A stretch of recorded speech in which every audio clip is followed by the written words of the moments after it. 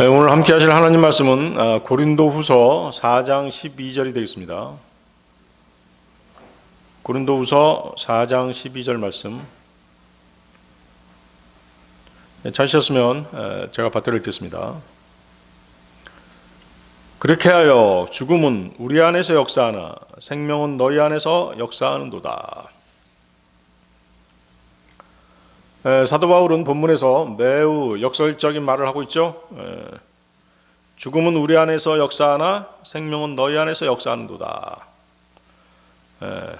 자, 앞에 말을 보면 일반적인 사람들의 생각과는 정반대의 말이죠. 사람은 살기 위해서 애씁니다. 고난과 고통을 피하려고 하는 게 보통이죠. 그러나 바울은 오히려 죽음이 우리 안에서 역사한다라고 말합니다. 역사한다는 말은 어떤 사람의 안에서 일한다는 뜻이에요. 거기 works라고 되어 있죠. 그래서 본문은 죽음이 우리 안에서 일한다가 됩니다. 왜 이런 표현을 했을까요? 바울은 단순히 개인의 고난을 말하는 것이 아니었습니다. 복음의 진리를 위해 살아갈 때 그리스도인들에게 자연스럽게 나타나는 삶을 설명하고 있는 것입니다. 다시 말해 복음을 위해 살 때 또는 진리를 위해 살 때 나에게는 희생과 고난이 따르지만 그로 인해서 다른 사람에게 생명이 전해지는 것을 말하는 것입니다. 사도 바울은 죽음과 같은 고난을 경험했습니다. 하지만 바울은 그 고난을 통해서 다른 사람들에게 생명이 전달되었던 것입니다. 그래서 우리도 바울과 같은 신앙생활을 해야 됩니다. 내가 진리의 복음을 전하게 되면 나에게는 수고와 고난이 따르지만 그 복음을 전해 듣는 그 사람들에게는 생명이 역사하는 것입니다. 이것이 바로 십자가의 원리인 것이죠. 오늘 우리는 이 말씀을 통해 하나님께서 어떻게 죽음을 통해 생명을 이루시는가 하는 것을 살펴보고자 하는 것입니다. 오늘 설교 제목은 죽음을 통해 역사하는 생명이 되겠습니다. 죽음을 통해 역사하는 생명, 첫 번째, 그리스도인은 죽음이 역사하는 삶을 살아야 한다. 그리스도인은 죽음이 역사하는 삶을 살아야 된다. 여러분들 고린도후서 4장 10절 11절 바로 위에 있죠? 보시기 바랍니다. 고린도후서 4장 10절 11절. 우리가 주 예수의 죽음을 항상 몸에 지니고 있으니 예수님의 생명 또한 우리의 몸 안에서 명백하게 나타나게 하려 함이라. 이는 살아있는 우리가 예수님으로 인하여 늘 죽음에 넘겨지기 때문이니 예수님의 생명 역시 우리의 죽을 수밖에 없는 육신 안에서 명백하게 나타나게 하려 함이라. 자, 본문의 죽음의 의미가 뭘까요? 지속적인 자기 부인과 고난을 말합니다. 이 죽음은 단순한 육체적인 죽음이 아니라 지속적으로 반복되는 고난을 말하는 것입니다. 당시 사도들은 죽음에 넘겨진 것과 같은 그런 삶을 살았었습니다. 즉 바울의 삶은 핍박, 배신, 배척, 고난, 죽음의 위기가 일상이었던 것이죠. 본문 10절 말씀대로 그리스도인은 주 예수의 죽으심을 항상 몸에 지니고 있어야 됩니다. 자, 이 구절, 주 예수의 죽으심을 항상 몸에 지니고 있는다는 것이 무엇을 의미하는가 하는 것이죠. 자, 이 구절은 이제 두 가지로 나누어서 생각해 볼 수 있습니다. 첫 번째는 교리적인 의미입니다. 주님께서 우리 안에 계시고 우리는 주님 안에 있다는 것을 의미합니다. 이것은 성도가 예수 그리스도와 연합된 존재라는 뜻이죠. 즉 예수님이 십자가에 죽으신 것처럼 성도도 이미 죄에 죽은 자들인 것이죠. 자기중심적이고 자기가 기준이던 옛삶이 끝난 사람이란 뜻입니다. 그래서 성도는 더 이상 자신을 위해 사는 사람이 아닙니다. 예수님의 죽음에 참여한 사람으로서 새로운 삶을 사는 사람입니다. 따라서 그리스도인은 단지 예수님의 죽음을 믿는 데서 그치는 사람이 아닙니다. 그 죽음의 의미를 자신의 삶 속에서 계속 드러내며 살아가는 사람인 것이죠. 예수님의 죽음의 의미를 계속 증거하면서 살아가는 사람인 것입니다. 자, 거듭난 그리스도인은 주님의 지체죠? 그렇죠? 예. 고린도전서 12장 27절, 이제 너희는 그리스도의 몸이며 개별적으로는 지체들이라. 우리가 거듭날 때 성령님께서는 우리를 그리스도의 몸 안으로 집어넣어 주셨습니다. 이것을 뭐라고 얘기했죠? 우리 거듭난 사람들을 그리스도의 몸 안으로 집어넣어 주는 것, 영적 침례 혹은 성령 침례라고 말씀드렸죠. 고린도전서 12장 13절 한번 보세요. 그 위에 보십시오. 고린도전서 12장 13절. 거기 이제 성령 침례, 영적 침례에 대해서 나와 있습니다.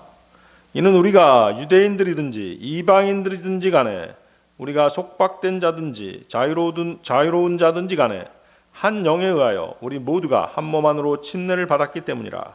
그리하여 모두가 한 영 안으로 마시게 되었느니라. 거기 보십시오. 모두가 한 영 안으로 마시게 되었느니라. 자, 이 표현은 성령님께서 성도들 안에 실제로 들어오셔서 그들을 서로 한 몸의 지체가 되게 하신다는 것, 한 몸의 지체가 되게 하신다는 그 의미를 담고 있는 것입니다. 자, 성령님은 보통 생수로 표현되죠. 그래서 여기서 마신다는 것은 물을 마시게 되면 어떻게 돼요? 물이 몸 안에 물을 마시게 되면 어때요? 그 물을 몸 안에서 받아들이는 것처럼 성령님을 받아들이고 그분의 생명과 능력에 참여하게 되는 것을 말하는 것이에요. 이해하시겠습니까? 마신다는 의미, 성령님을 받아들이고 그분의 생명과 능력에 참여하게 되는 것. 즉 성령님께서 거듭난 사람 안에 들어오셔서 그 사람의 삶을 변화시키고 또 실천하게 하시는 분이라는 그런 뜻입니다. 그래서 모든 성도는 같은 성령을 마신 사람들입니다. 서로 다른 배경과 상태에 있더라도 근본적으로 하나의 생명을 나누는 존재가 된 것입니다.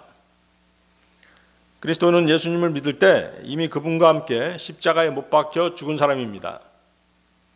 그래서 이전처럼 자기 중심, 자기 기준으로 살지 않습니다.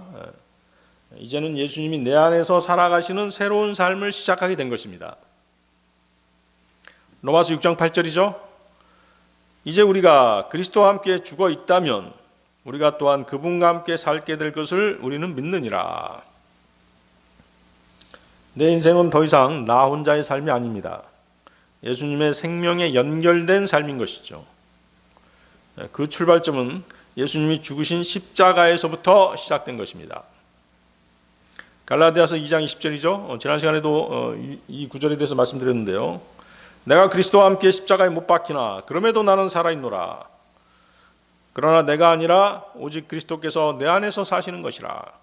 그런즉 이제 내가 육체 안에서 사는 삶은 나를 사랑하셔서 나를 위하여 자신을 주신 하나님의 아들의 믿음으로 사는 것이라. 따라서 여러분이 주님의 죽으심과 장사되심에 참여한다면 주님의 부활에도 참여하는 것이 되는 것입니다. 거기 10절 다시 보십시오. 고린도후서 4장 10절. 예수님의 생명 또한 우리의 몸 안에서 명백하게 나타나게 하려 함이라. 이것이 바로 여러분이 교리적으로 그리스도 안에서 가지고 있는 그런 모습인 것입니다. 자, 두 번째, 주 예수의 죽음을 항상 몸에 지니고 있다고 하는 의미, 그 실제적인 의미입니다. 지금까지 말씀드린 것은 교리적인 의미였고, 지금 말씀드린 것은 이제 실제적인 의미인데요. 주 예수의 죽으심을 항상 몸에 지니고 있어야 된다는 그 말씀의 뜻, 그 의미, 실제적인 의미는 매일매일의 삶에서 자기 자신을 내려놓고 예수님의 십자가의 삶을 실제로 살아가는 것을 말합니다. 예수님의 십자가의 삶, 바로 뭐예요? 십자가는 뭐라고 그랬죠? 죽음이라고 말씀드렸죠? 고난이라고 말씀드렸습니다. 그래서 이것은 고난을 일부러 찾는다는 뜻이 아닙니다. 복음을 위해 살아갈 때, 진리를 위해 살아갈 때 자연스럽게 따르는 희생, 자기 부인, 어려움, 수고를 기꺼이 감당하는 태도를 말하는 것입니다. 바울은 핍박이나 육신의 약함 속에서도 진리를 전하는 일을 포기하지 않았습니다. 오히려 그 어려움 속에서도 예수님의 생명이 드러나도록 하는 그런 삶을 살았습니다. 이것이 바로 이 말씀의 실제적인 의미인 것입니다. 다시 말하면 본문 10절은 예수님이 겪으신 십자가의 길처럼 또 바울이 실제로 겪었던 고난과 같이 복음 때문에, 진리 때문에 날마다 수고하고 핍박받고 자신을 희생하는 삶을 계속 살아가는 것을 의미하는 것입니다. 그렇게 할 때 여러분들은 주위 형제 자매, 여러분들을 보는 주위의 형제 자매들은 여러분의 모습에서 그리스도의 모습을 발견하게 되는 것입니다. 그리스도와 닮아가는 여러분들의 모습을 발견하게 되는 것이죠.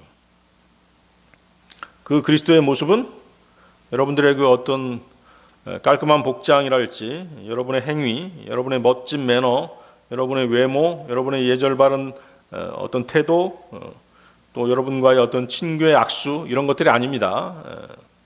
그것은 여러분이 고난과 배신과 박해와 억울함을 얼마나 잘 견디고 있는가 하는 것입니다. 그것이 그리스도인의 모습이에요. 그리스도의 모습이고 그리스도인의 모습인 것이죠. 그리스도를 닮아가는 그리스도인의 모습. 고난, 배신, 박해, 억울함 이런 것들을 얼마나 잘 견디고 있는가. 그 모습을 형제 자매들은 보는 것이죠. 사도 바울은 복음을 전하다가 채찍을 맞고 조롱당하고 잡히고 돌팔매질 당하고 감옥에 갇히는 등 수많은 고난을 겪었습니다. 그런데도 그는 불평하지 않았습니다. 오히려 하나님을 찬양했습니다. 그렇게 어려운 상황 속에서도 믿음을 잃지 않는 모습, 그것이 바로 예수님의 생명이 그의 삶 속에 분명하게 나타난다는 증거였던 것입니다. 그래서 그리스도인의 생애에서 높아지는 것은 낮아지는 것입니다. 주인이 되는 법은 섬기는 것입니다. 그리스도를 위해 승리의 삶을 사는 법은 자아에 대해서 죽는 것입니다. 로마서 8장 36절 37절 말씀입니다. 기록된 바와 같으니 당신을 위하여 우리가 온종일 죽임을 당하였으며 우리가 도살당할 양들처럼 여겨졌나이다 하였도다. 이뿐만 아니라 이 모든 것들 가운데 우리는 우리를 사랑하신 그분을 통하여 정복자들보다 더 나으니라. 성도는 진리를 믿는다는 이유로 또 진리를 전파한다는 이유로 어려움을 겪고 때로는 죽음에 가까운 고난을 겪기도 합니다. 바울이 말한 것처럼 우리는 항상 죽음에 넘겨지는 삶을 살기도 하는 것입니다. 그러나 이런 상황은 우연한 것이 아닙니다. 오히려 그 역경 가운데서도 하나님은 우리를 붙드시고 결국에는 우리를 승리케 하십니다. 다시 말해 성도는 세상적인 관점에서 볼 때 무의미해보고 무의미하게 보이고 또 핍박당하고 조롱당하는 사람처럼 보이지만 실제로는 하나님 안에서 이미 승리한 사람들이라는 것이죠. 그래서 고난 속에서도 그리스도인은 낙담하지 않습니다. 그 삶을 통해 예수님의 생명이 드러나게 되기 때문인 것입니다. 자, 스테판은 어땠어요? 스테판은 돌에 맞아 죽으면서도 이렇게 기도했습니다. 주여, 이 죄를 그들에게 돌리지 마옵소서. 이렇게 기도했죠. 그는 죽는 가운데서도 자신을 돌로 치는 사람들을 위해서 기도했던 것입니다. 사도행전 한번 보십시오. 여러분들 사도행전 7장 59절 60절 한번 보세요.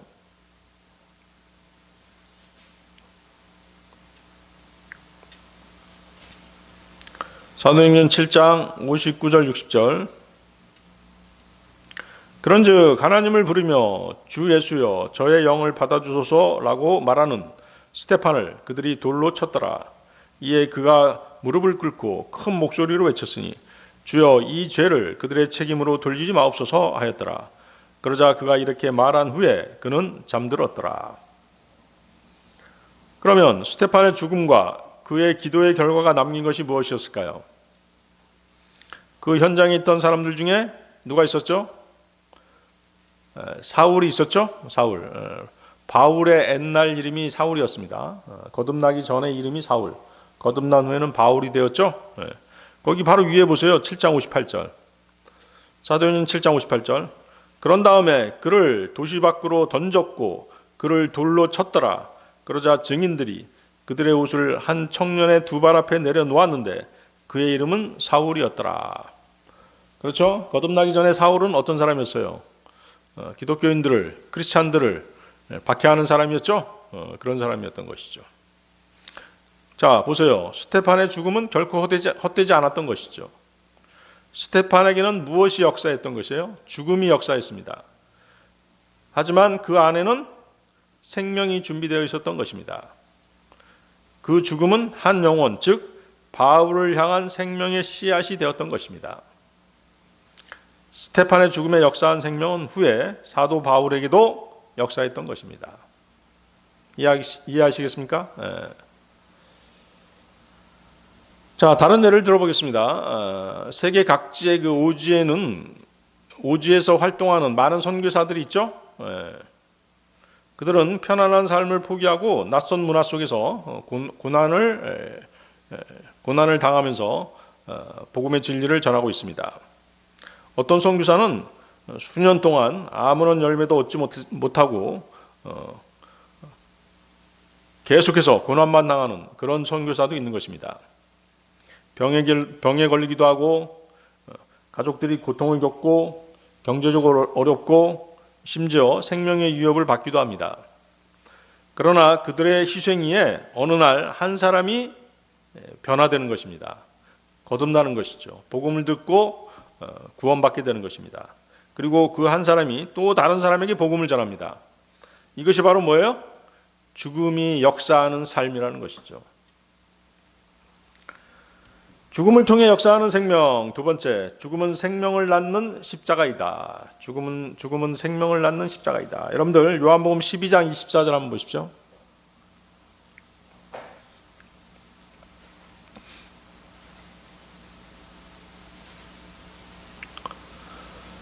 요한복음 12장 24절. 진실로 진실로 내가 너희에게 말하노니 한 알의 밀이 토양 속에 떨어져 죽지 아니하면 그것은 홀로 거하느니라. 그러나 만일 그것이 죽는다면 그것은 많은 열매를 맺느니라. 자, 당시 주님의 제자들은 주님이 조만간 그분의 왕국을 세울 것으로 그렇게 기대하고 있었습니다. 그러나 주 예수님의 생각은 제자들의 생각과는 전혀 달랐죠. 주님 앞에는 먼저 무슨 길이 펼쳐져 있어요? 영광의 길이 아니라 죽음의 길이 펼쳐져 있었던 것이죠. 주님이 염두에 두고 있었던 것은 바로 십자가 죽음이었습니다. 영광이 있기 전에 반드시 고난이 있어야만 되는 것입니다. No pain, no crown. 고난이 없으면 왕관도 없는 것이에요. 그래서 왕관이 있기 전에 먼저 십자가가 있어야 되는 것입니다. 그때 당시 제자들이 보기에는 당장 주님의 왕국이 세워질 것처럼 그렇게 보였습니다. 제자들은 예루살렘 입성을 계기로 지극히 큰 기쁨과 희망에 들떠 있었습니다. 그때 예수님을 맞이한 이스라엘 백성들은 주님을 왕처럼 막 이렇게 떠받들었죠. 그렇죠? 주님께서 영광의 보좌에 앉으시기 위한 모든 것이 준비된 것처럼 보였던 것이에요. 그러나 구주께서는 그분의 왕국이 세워지기 전에 먼저 하나님의 일을 성취하셔야 했던 것이죠. 그분이 죽지 않으시면 아무도 그분과 함께 영광 안에 거할 수 없었기 때문입니다. 거기 다시 보십시오.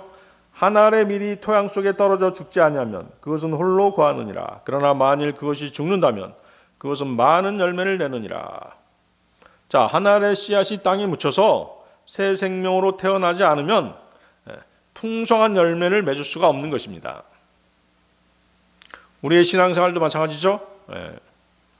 그리스도인이 매일매일 자신을 죽이지 않으면 삶이 풍요로워질 수가 없는 것입니다.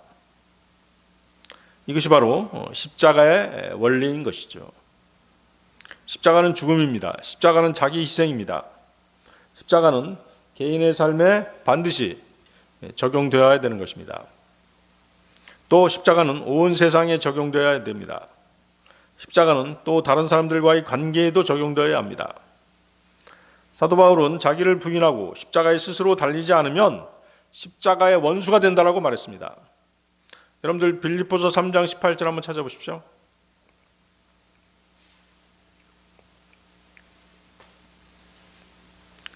빌립보서 3장 18절.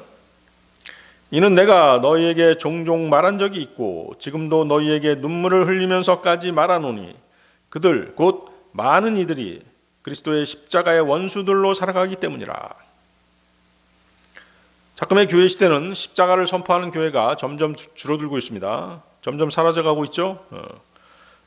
십자가를 전파하고 십자가를 가르치고 십자가에 달릴 것을 요구하는 교회가 많지 않습니다. 자, 여러분들은 그 십자가라는 말이 나오면 죽음, 고난, 보통 뭐예요? 안 좋은 것들을 다 대입하면 되는 것이에요. 예수님이 당하신 죽음, 예수님이 당하신 고난, 그런 것이 다 십자가인 것이죠. 그래서 십자가를 제시하고 십자가를 전파하고 십자가를 가르치고 십자가를 달릴 것을 요구하면 사람들이 싫어하는 것이죠. 왜? 성경에 뭐라고 되어 있어요? 십자가는 사람들에게 어리석게 보인다 이것이죠. 어리석게 보이기 때문에 십자가를 거부하는 것이에요. 고린도전서 1장 18절이죠. 고린도전서 1장 18절. 이는 십자가를 선포하는 것이 멸망하는 자들에게는 어리석음이기 때문이라. 그러나 구원받은 우리에게 그것은 하나님의 권능이라. 거기 3장 17절도 보십시오. 거기 빌립보서 3장 17절 보면 어떤 말이 나와 있어요? 사도 바울이 성도들에게 뭐라고 얘기하고 있습니까? 나를 따르는 자들이 되라 하고 권면하고 있죠. 이거 세상 교회에서도 목사들이 많이 인용해서 얘기를 합니다만 대부분 다 잘못 인용하고 있어요. 뭐라고 어떤 뜻에서 이 구절을 인용하는 것이에요? 나를 따르는 자들이 되라 이렇게 얘기하죠. 그게 뭐예요? 자기가 이룬 업적을 보고 자기를 따르라고 말하는 것이에요. 그건 아주 잘못된 교만한 말인 것이죠. 그 목사는 교만한 사람이에요. 설사 자기가 큰 교회를 세우고 뭐 성경을 번역하고 많은 지역교회를 세웠다고 해도 그것은 자기가 한 것이 아닙니다. 누가 해주신 것이에요? 주님이 해주신 일인 것이죠. 자, 바울이 나를 따르는 자가 되라 라고 한 말의 진정한 의미가 무엇인지 아세요? 자기 자신을 부인하고 십자가에 스스로 달릴 것을 권고한 말인 것입니다. 아시겠어요? 나를 따르는 자는 되라. 나 십자가에 못 박혀 죽었으니까 너희도 십자가에서 못 박혀 죽은 그런 신앙생활을 해야 된다. 그 말을 한 것이에요. 이해하시겠습니까? 자, 그런데 어때요? 사람들은 죽기를 싫어하죠? 사실 죽기를 원하는 사람은 없습니다. 자살하려는 사람도 누군가가 자신을 붙들어 주기를 바라는 심리가 있는 것이에요. 자살자들은 자신의 감정적 고통을 맡아줄 누군가를 갈망하는 것입니다. 자살 직전에 그런 상담자가 나타나면 자살을 포기하고 다시 새롭게 삶을 살아가는 것입니다. 그리스도인들도 그 점에서는 마찬가지입니다. 죽기를 좋아하지 않는 정도가 아니라 기를 쓰고 죽지 않으려고 합니다. 왜 그럴까요? 십자가의 원리를 모르기 때문인 것이죠. 그들은 한 알의 밀이 토양 속에 떨어져 죽지 아니하면 그것은 홀로 거하느니라. 그러나 만일 그것이 죽는다면 그것은 많은 열매를 내느니라는 주님의 말씀을 이해하지 못하기 때문인 것입니다. 사람들은 죽어야 산다는 이 믿음의 원칙을 모르는 것입니다. 자, 한 알의 밀이 땅에 떨어져 죽습니다. 그것은 그 안에 뭘 가지고 있는 것이에요? 생명을 가지고 있죠? 세상의 모든 그 식물의 씨앗을 보세요. 그 안에 생명이 있는 것이에요. 그렇죠? 그 씨앗을 심으면 어때요? 나중에 봄이 되고 또 물을 주고 햇볕을 받게 되면 싹이 트고 열매를 맺죠? 바로 그것이죠. 그래서 죽음을 거쳐서 그 생명이 나오게 되는 것입니다. 미랄이 겪는 죽음은 그 생명을 위한 것입니다. 그렇죠? 그 생명은 그 씨가 껍질로부터, 즉 자기를 둘러싸고 있는 토양의 물질을 붙잡고 그것을 흡수할 때 싹이 트게 되는 것이에요. 그렇게 함으로써 미랄은 부활의 식물로 자라나는 것입니다. 그리고 마침내 부활의 열매인 많은 결실을 내게 되는 것입니다. 이것이 신앙생활에도 똑같이 적용되는 것입니다. 죽지 않으려고 버티면 아무런 열매도 맺지 못하는 것이에요.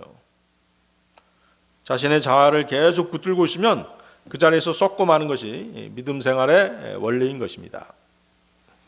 그래서 십자가의 원리는 어떤 의미에서 아주 단순합니다. 한 사람의 수고와 희생이 지역교회의 생명을 탄생시키는 것입니다. 예수님의 죽음이 우리의 생명이 되었습니다. 그렇죠? 사도들의 고난이 교회의 생명이 되었습니다. 한 성도의 수고와 희생이 다른 이의 생명이 되는 것입니다. 이것이 바로 하나님의 왕국의 법칙, 하나님의 십자가의 원리인 것입니다. 그 한 알의 미랄이 여러분이 될 수도 있는 것이죠. 이사야서 53장 5절입니다. 이사야서 53장 5절. 그러나 그가 상처를 입은 것은 우리의 불법들로 인하며 그가 상한 것은 우리의 죄악들로 인함이라. 우리의 화평을 위하여 징계가 그의 위에 임하였도다. 그런즉 그가 맞은 채찍질로 우리가 치유되었도다. 자, 이 말씀은 메시아 예언이죠. 고난받는 종이 세상 죄인들의 죄를 대신 짊어지고 고통을 당함으로써 그들에게 화평과 치유를 가져다 준다는 그런 의미입니다. 이것은 단순한 개인의 고통이 아니라 많은 사람을 살리기 위한 하나님의 구원 계획이었습니다. 그렇죠? 즉 한 사람이 희생되고 죽는 것처럼 보이지만 그 죽음이 오히려 많은 사람에게 생명을 주는 그런 결과를 낳았던 것입니다. 로마서 5장 19절인데요. 이는 한 사람의 불순종으로 인하여 많은 이들이 죄인들이 된 것 같이 이처럼 한 사람의 순종으로 인하여 많은 이들이 의롭게 될 것이기 때문이라. 바로 고난받는 종은 누구세요? 예수 그리스도, 우리 주님이시죠? 예수님은 많은 순환을 당하시고 죽으셨습니다. 그러나 그 죽음은 헛되지 않았던 것입니다. 그 죽음을 통해 무엇이 이루어졌습니까? 죄사함이 이루어졌습니다. 믿는 자들에게 영생이 주어졌습니다. 새로운 하나님의 백성들이 탄생했습니다. 그분의 죽음이 생명을 낳은 것입니다.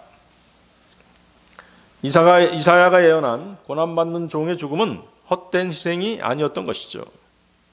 세상 죄인들을 살리는 죽음이었습니다. 예수님께서는 그것을 한 알에 미리 죽어 열매를 맺는 것에 비유해서 말씀하신 것입니다. 여러분들 창세기 50장 20절도 한번 찾아보십시오. 창세기 50장 20절.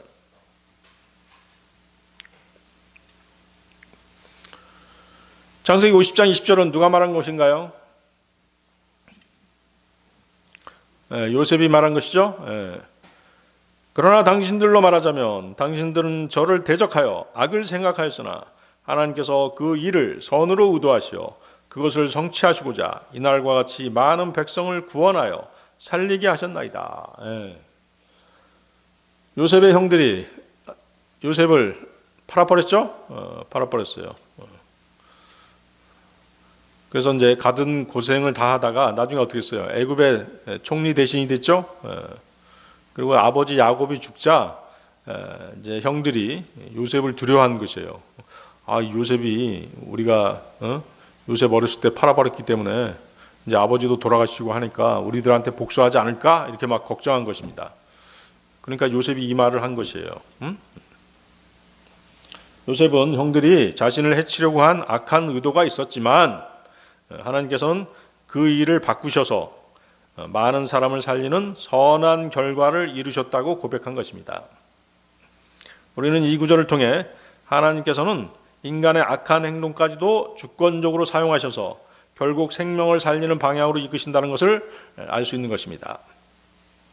겉으로 보면 모든 것이 끝난 것처럼 보이고 실패처럼 보일 수도 있습니다. 하지만 전능하신 하나님 안에서는 그것이 오히려 더 큰 생명과 열매로 이어지는 것입니다.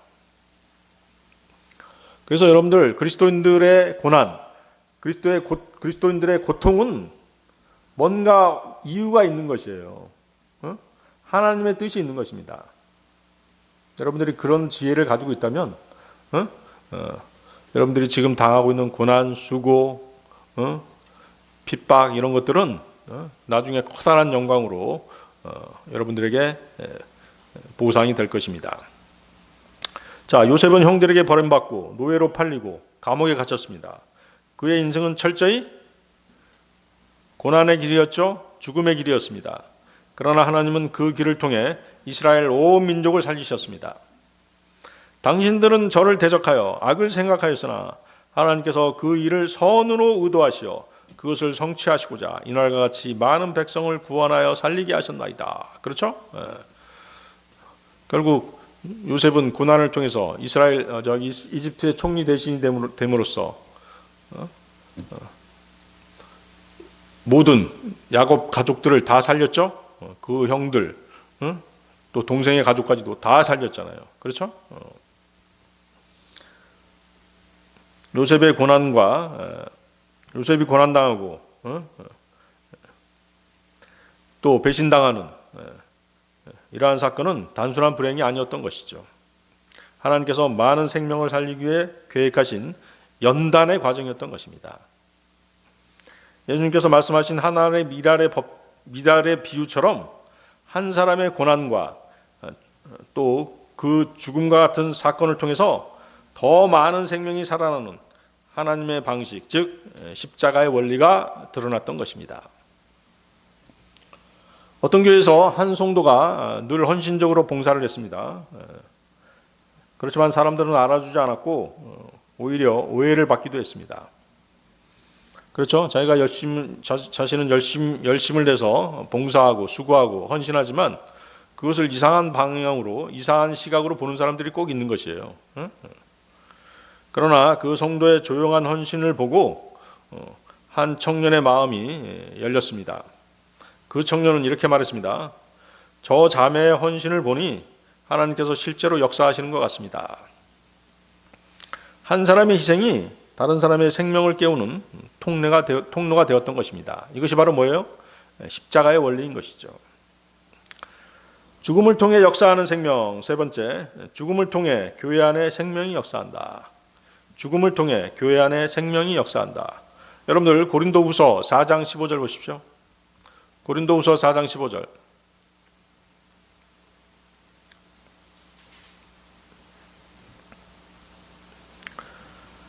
이는 모든 것들이 너희를 위한 것이기 때문이니 넘치는 은혜가 많은 이들이 드리는 감사들을 통하여 하나님의 영광에 이르게 하려 함이라. 그렇죠? 우리가 당하는 고난, 우리가 당하는 여러 모욕들, 우리가 당하는 여러 어려움들, 이런 것들이 나중엔 다 뭐가 되는 것이에요? 하나님을 향한 감사, 그분께 영광 돌리는 일이 되는 것이에요. 그래서 고린도후서 그 4장 12절도 보십시오. 아까 고린도후서 4장 12절 어떤 내용이었습니까?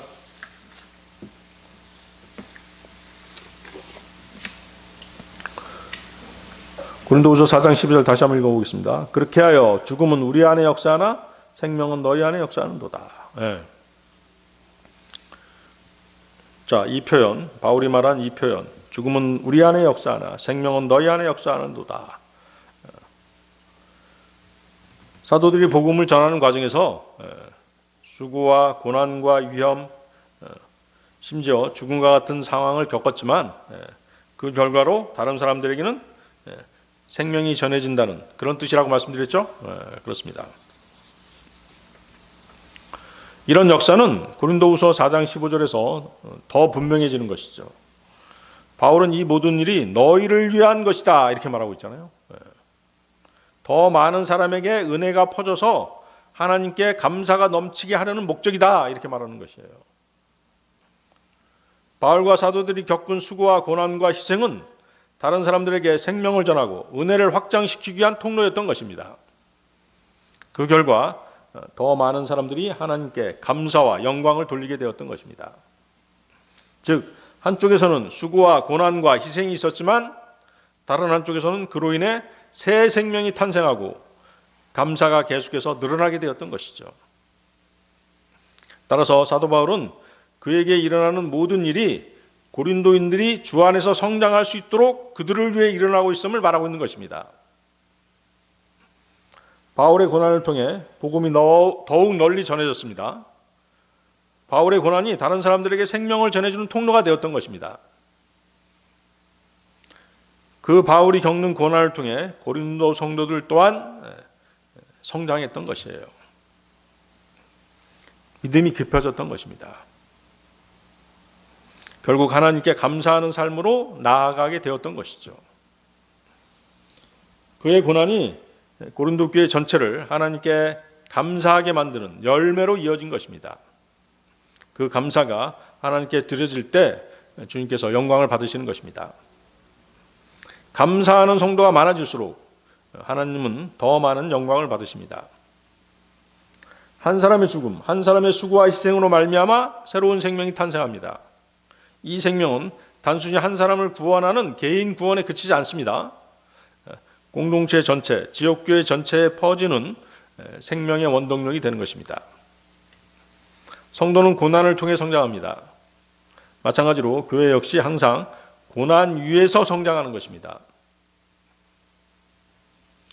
빌립보서 1장 12절 다시 한번 보십시오. 빌립보서 1장 12절. 자, 뭐라고 말씀하십니까? 형제들아, 그러나 나는 너희가 이해하기를 바라노니 곧 나에게 닥쳤던 그 일들이 도리어 복음의 진전에 이르렀다는 것이라. 자신에게 닥쳤던 고난이 오히려 복음의 진전이 되었다. 그렇게 말하고 있지 않습니까? 복음의 진전은 단순히 더 많은 지역과 사람들에게 복음이 전해졌다는 그 의미를 넘어서는 그런 말씀입니다. 바울의 고난이라는 예상치 못한 상황 속에서도 하나님께서는 복음을 막히지 않게 하셨습니다. 오히려 더 힘있게 진리의 복음이 퍼지게 하셨습니다. 바울은 복음을 전하다가 감옥에 갇혔었죠. 그렇지만 그의 갇힘은 복음의 걸림돌이 되지 않았습니다. 오히려 복음 전파를 돕는 결과가 되었습니다. 바울은 감옥에 갇혔지만 그 결과로 로마 군인들과 궁중 사람들에게까지, 궁전 사람들에게까지 복음을 전할 수 있었던 것이에요. 또한 그런 상황을 보고 다른 성도들도 더욱 담대해져서 더 적극적으로 복음을 전하게 되었던 것이죠. 그렇죠? 저렇게 사도 바울이 저런 고난을 당하면서 복음, 감옥에 갇히면서까지도 복음을 저렇게 전하는구나. 나도 더 열심을 내야 되겠다. 이런 마음을 먹게 된 것이죠. 그래서 로마 궁전의 모든 사람이 왜 바울이 감옥에 갇혀야 됐는지를 알게 된 것이에요. 왜? 궁전 사람들이 자신들에게 복음이 전해진 것을, 자신들에게까지 복음이 전해진 것이 그 이유가 무엇이에요? 바울이 그 감옥에 갇히지 않았으면 자신들에게 뭐예요? 복음이 전해지지 않았을 것이라고요. 그렇겠죠? 그 13절도 보십시오. 빌립보서 1장 13절. 그렇게 하여 그리스도 안에서 나의 결박당한 일들이 모든 궁전 안과 다른 모든 곳에서도 명백하게 드러났으니. 그렇죠? 그래서 그리스도인은 어느 곳에 있든지 그곳에 있게 된 이유와 목적이 분명해야 되는 것입니다. 그렇죠? 내가 어떤 직장에 가게 되든, 어디에 가게 되든, 어떤 도시에 가게 되든, 거기에 가게 된 이유와 목적이 분명해야 되는 것이에요. 이 말씀이 바로 무슨 뜻이에요? 항상 진리에 깨어 있어야 된다는 것이죠. 복음에 깨어 있어야 되는 것입니다. 깨어 있다는 게 뭐예요? 항상 누구든지 복음을 전할 기회를 얻을 수 있어야 되는 것이죠. 자, 바울이 감옥에 갇힌 것은 실패처럼 보였습니다. 그러나 그 감옥에서 복음이 전파되었습니다. 서신서가 기록되었습니다. 교회가 세워졌습니다. 바울의 죽음 같은 상황이 교회의 생명이 된 것입니다. 바울의 갇힘과 고난은 복음을 막는 장애물이 아니었던 것이죠. 오히려 복음을 확장시키는 도구였습니다. 성도들의 수고와 희생과 어려움을 통해 다른 사람들에게 생명이 전달된다는 하나님의 방식, 십자가의 원리가 그대로 드러난 것입니다. 즉, 한쪽에서는 고난이 있지만 그 고난을 통해 다른 쪽에서는 진리의 복음을 통한 생명이 더 널리 퍼지게 되는 것입니다. 사도행전 8장 3절 4절입니다. 사도행전 8장 3절 4절. 사울로 말하자면 그는 교회를 크게 파괴하였으니 집집마다 침입하여 남자들과 여자들을 끌어내어 그들을 감옥에 넘겼더라. 그러므로 널리 흩어진 자들이 곳곳마다 다니며 말씀을 선포하였더라. 예. 여러분들 이 구절에서 느낄 수 있는 게 있죠? 사울이 주도한 그 예루살렘의 기독교인들의 박해는 성도들을 뿔뿔이 흩어지게 만들었습니다. 근데 그 흩어지는 순서가 뭐였어요? 그 흩어지는 순서가 사도행전 1장 8절의 순서죠. 사도행전 1장 8절. 그러나 성령께서 너희에게 임하신 후에는 너희가 권능을 받으리라. 그리하면 너희가 예루살렘에서와 온 유대에서와 사마리아에서와 땅의 맨 끝부분에까지 모두 이르러 나에게 증인들이 되리라. 성도들의 흩어짐, 박해로 인해서 성도들이 흩어진 그것이 바로 뭐가 된 것이에요? 복음 전파의 경로가 되어버린 것이죠. 핍박은 교회를 무너뜨리지 못했습니다. 핍박으로 인해 흩어진 사람들이 오히려 진리의 복음을 전함으로써 교회가 확장되었던 것이죠. 예루살렘에서 시작해서 유대, 사마리아 그리고 점차로 땅끝까지 흩어졌습니다. 거기 3절에서 보면 거기 3절 보십시오. 사도행전 8장 3절. 우리가 알 수 있는 게 뭐예요? 우리는 남자들뿐만 아니라 여자들도 박해의 대상이 되었음을 알 수 있죠. 이는 모든 그리스도인이 증인으로 부르심을 받았다는 증거인 것이에요. 바른 성경적 교리는 자매는 교회에서 그 공식적인 직분을 취할 수는 없습니다. 그렇죠? 그래서 보면 어때요? 사도들이 모두 남자였죠. 감독들도 모두 남자였고 집사들도 모두 남자였습니다. 뭐 성경에서 여자 목사나 여자 감독, 여자 집사는 없습니다. 그러나 예수 그리스도를 증거하는 데 있어서는 모든 그리스도인이 증인이 되어야 되는 것입니다. 성경의 법칙은 이렇습니다. 시편 107편 2절인데요. 시편 107편 2절. 주께 구속받은 자들은 이렇게 말할지어다. 그분께서는 그들을 원수의 손에서 구속하셨도다. 주께 구속받은 자들은 이같이 말할지어다. 감사와 찬양은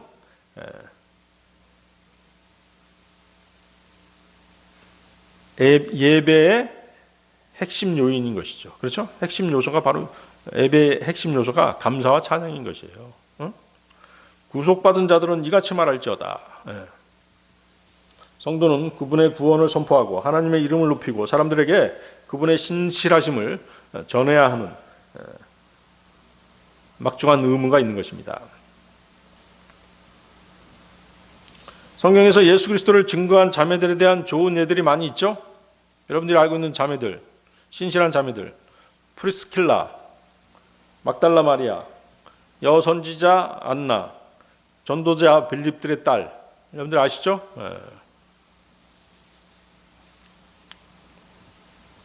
어떤 한 가정에서 한 명의 딸이 믿음을 지키기 위해서 많은 희생을 감당했습니다. 부모는 처음에는 딸의 신앙생활을 이해하지 못했습니다. 하지만 시간이 지나면서 깨닫게 됩니다. 우리 딸의 믿음이 진짜 신앙이었구나. 그 부모는 결국 복음에 순종해서 성경대로 믿는 대열에 합류하게 되는 것입니다. 한 사람의 희생이 온 가족의 생명이 된 그런 예인 것이죠. 자, 오늘 설교의 결론입니다. 고린도후서 4장 12절은 우리에게 매우 중요한 진리를 가르쳐주고 있습니다. 죽음이 없이는 생명도 없다는 것입니다. 이것은 단순히 바울의 고난을 미화하기 위한 것이 아닙니다. 바울의 고난이 하나님의 구원 방식입니다. 십자가의 원리입니다. 예수님의 죽음으로 세상 죄인들이 구원받았습니다. 사도들의 고난으로 주님의 몸된 교회가 탄생했습니다. 우리의 수고와 헌신이 다른 사람들의 생명을 구하는 것입니다. 하나님께서는 그 수고와 고난과 헌신을 잊지 않으시고 반드시 갚아주시는 분이십니다. 히브리서 6장 10절이죠. 이는 하나님께서는 불의하지 않으셔서 너희의 행위와 사랑의 수고를 잊지 않으시기 때문이라. 그것은 너희가 성도들을 섬겨왔고 또 섬기고 있는 것으로 너희가 그분의 이름을 향하여 보인 것이라. 그러므로 오늘 우리는 스스로에게 한번 물어봐야 합니다. 뭘 물어봐야 됩니까? 나는 지금 단지 나의 성공과 나의 명예와 나의 영광을 위한 삶, 안락한 삶만을 추구하고 있는 것은 아닌가 하는 것이죠. 과연 나는 생명을 낳는 삶을 살고 있는가 하는 것입니다. 하나님께서는 오늘도 우리의 삶을 통해서 생명이 탄생하기를 바라고 계십니다. 혹시 지금 고난과 수고 가운데 계십니까? 그 고난과 수고는 결코 헛되지 않습니다. 하나님은 여러분의 그 고난과 수고를 통해 누군가를 살리고 계신 것입니다. 십자가는 끝이 아니라 시작입니다. 죽음은 패배가 아니라 생명의 통로입니다. 죽음은 우리 안에서 역사하나 생명은 너희 안에 역사한도다. 이 말씀이 여러분의 삶 속에서 실제로 이루어지길 바랍니다. 다 같이 기도하시겠습니다.